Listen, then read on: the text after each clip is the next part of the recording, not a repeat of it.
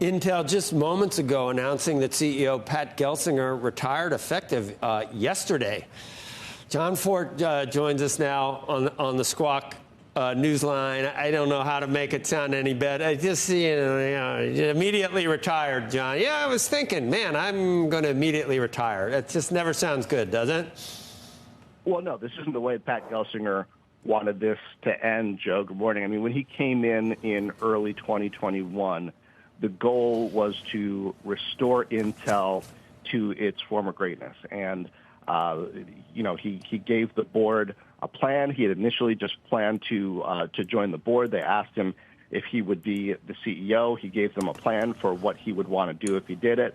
And it was an all-in plan. And they agreed to it.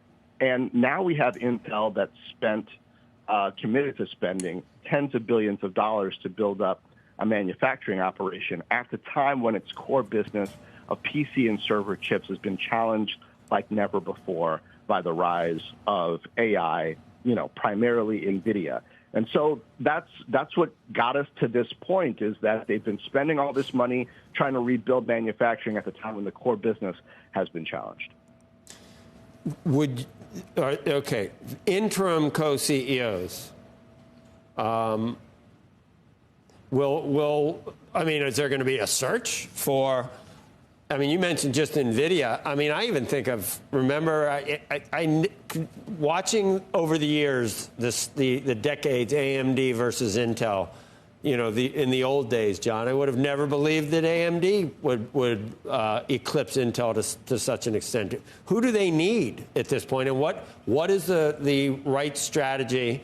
And does it involve the CHIPS Act subsidies to move forward? Now, what's the right strategy for Intel, and who's the right person?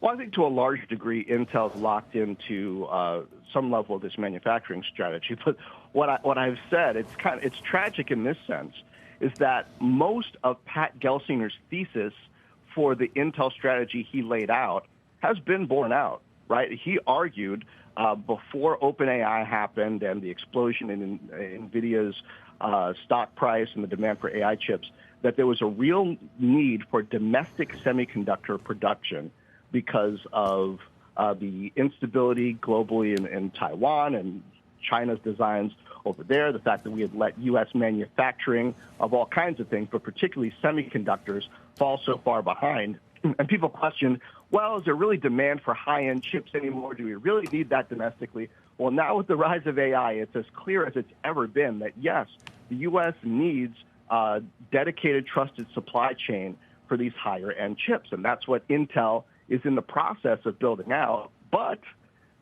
it's doing so from a cash-constrained position because that core chip business that used to throw off so much cash is under threat. But they got to look for somebody, and I think the big question for the board is, to what degree are they going to stay committed to this capital-intensive manufacturing plan, particularly being a foundry for other companies?